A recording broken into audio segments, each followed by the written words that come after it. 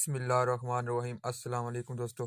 मैं उम्मीद करता हूँ कि आप सब दोस्त खैरियत से होंगे और मैं तमाम दोस्तों के लिए दुआ करता हूँ अल्लाह ताला तमाम दोस्तों को अपने हिफ्ज़ ईमान में रखे।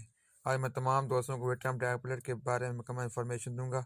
सबसे पहले मैं तमाम दोस्तों को बताऊंगा कि विटामिन टैबलेट को कौन सी कंपनी तैयार करती है। दोस्तों, विटामिन टैबलेट को सरदे कंपनी तैयार करती है, जो कि पाकिस्तान का बहुत ही अच्छा ब्रांड है।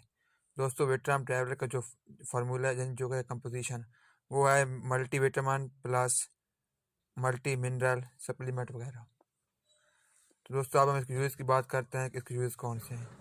दोस्तों, इसको हम पट्टों की कमज़ोरी, अगर हमारे जिस्म में थकावट है तो हम इस्तेमाल कर सकते हैं। हामिला ख़वातीन और ब्रेस्ट फीडिंग के दरमियान भी ख़वातीन इसका इस्तेमाल कर सकती हैं। दोस्तों, ये टैबलेट हड्डियों को ताकत देती है, पट्टों को भी ताकत देती है।